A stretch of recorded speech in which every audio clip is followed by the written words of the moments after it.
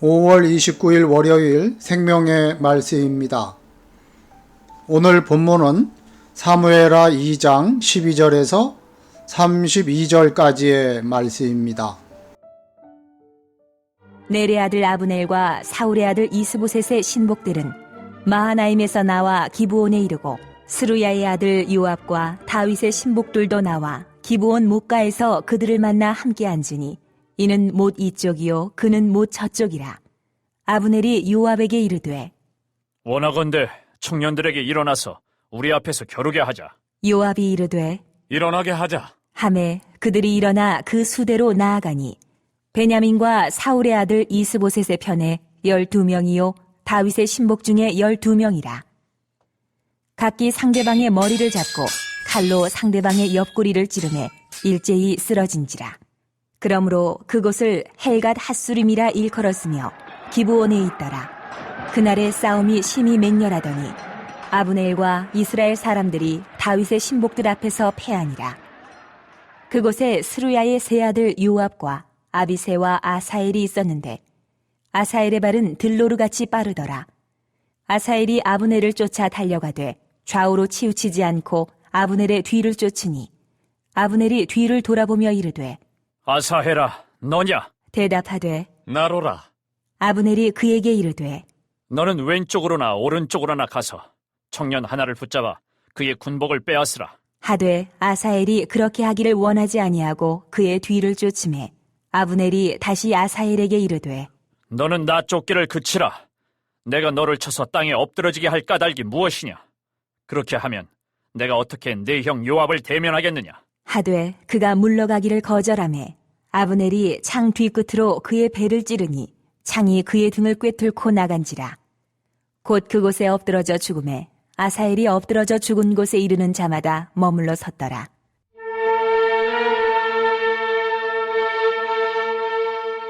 요압과 아비새가 아브넬의 뒤를 쫓아 기브온 거친 땅의 길 가기야 맞은 쪽 암마산에 이를 때에 해가 졌고, 베냐민 족속은 함께 모여 아브넬을 따라 한 무리를 이루고 작은 산꼭대기에 섰더라. 아브넬이 요압에게 외쳐 이르되, 칼이 영원히 사람을 상하겠느냐? 마침내 참혹한 일이 생길 줄을 알지 못하느냐? 내가 언제 무리에게 그의 형제 쫓기를 그치라 명령하겠느냐? 요압이 이르되, 하나님이 살아계심을 두고 맹세하노니 내가 말하지 아니하였다면 무리가 아침에 각각 다 돌아갔을 것이요 그의 형제를 쫓지 아니하였으리라. 하고 요압이 나팔을 불매 온 무리가 머물러 서고 다시는 이스라엘을 쫓아가지 아니하고 다시는 싸우지도 아니하니라. 아브넬과 그의 부하들이 밤새도록 걸어서 아라바를 지나 요단을 건너 비드론 온 땅을 지나 마하나임에 이르니라.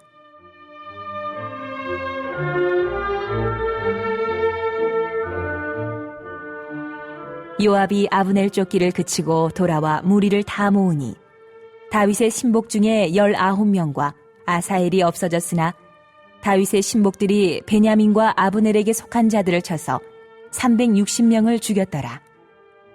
무리가 아사엘을 들어올려 베들레헴에 있는 그의 조상묘에 장사하고 요압과 그의 부하들이 밤새도록 걸어서 헤브론에 이른 때에 날이 밝았더라.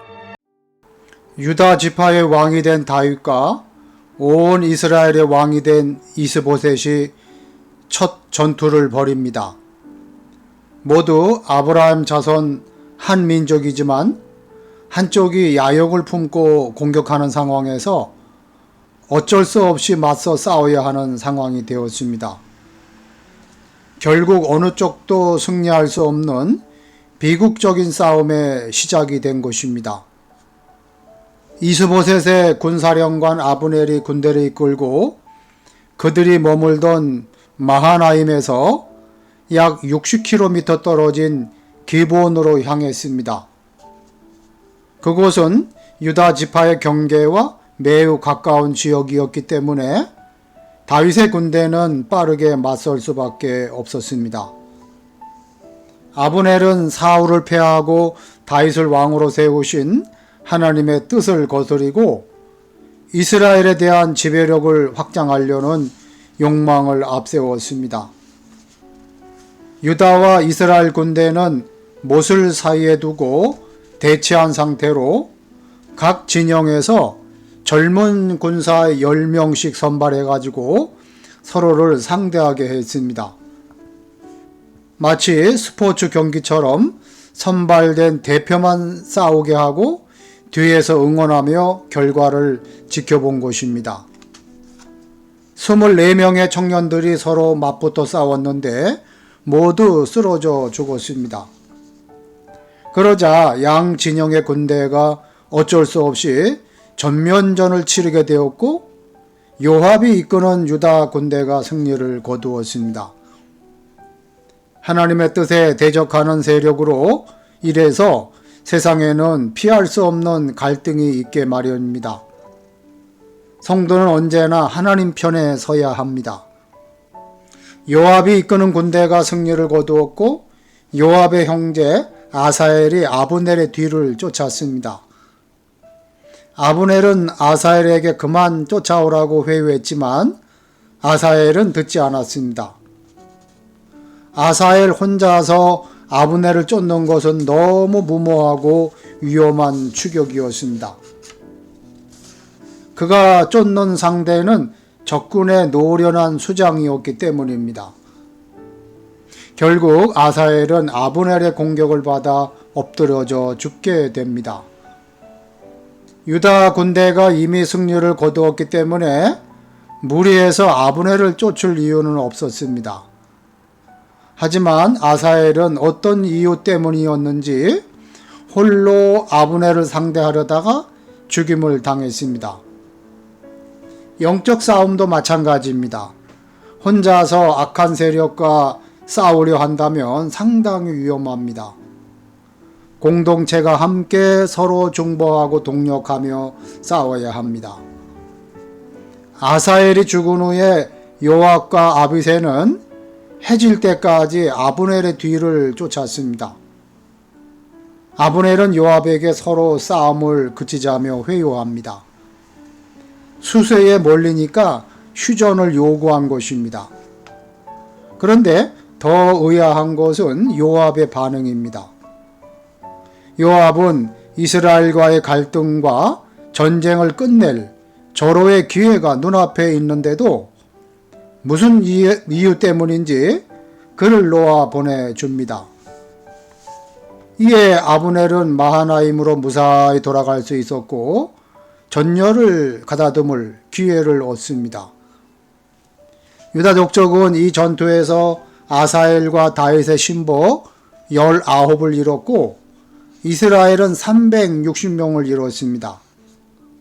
하지만 유다가 승리했다고 마냥 기뻐하며 환호하기도 어렵습니다. 성과 없는 소모전을 치렀을 뿐 아니라 왕의 신복 여럿을 잃었고 동족끼리 칼을 겨눈 마음 아픈 사건이었기 때문입니다. 본문의 전쟁은 아브넬의 욕망으로 발생한 전쟁이었습니다. 아사엘은 자만하게 굴다가 죽임을 당했습니다. 요압은 동생을 잃었고 이스라엘을 완전히 굴복시키지도 못했습니다. 하나님의 뜻에 대적한 이 전쟁의 결과는 상처와 희생 그리고 허망한 결말뿐이었습니다. 성남교회 성도들은 하나님 없이 행하는 모든 행동과 하나님께 지혜와 뜻을 구하지 않는 모든 선택은 결국 승자 없는 싸움, 즉 허망한 전투가 될 뿐임을 깨닫는 성도 여러분 되시기를 주님의 이름으로 축복합니다. 아멘. 기도하시겠습니다. 하나님 아버지, 선한 충고를 무시하고 자기 고집을 내세우는 교만함이 얼마나 비참한 결과를 초래하는지 깨닫게 하여 주시옵소서. 우리의 능력과 열정에 매몰되지 않고 매사에 신중하고 정확하게 분별하게 하여 주시옵소서. 코로나가 빨리 종식되게 하시고 완전히 종식되게 하시고 이제 다시 일상으로 돌아가고 예배가 회복되고 경제가 회복되고 교회가 부흥되게 하여 주시옵소서. 하나님 선물로 주신 비전센터를 잘 활용하여서 다음 세대들을 세워주고 지역사회를 섬기는데 크게 쓰임받게 하여 주시옵소서. 예수님의 이름으로 기도하옵나이다. 아멘.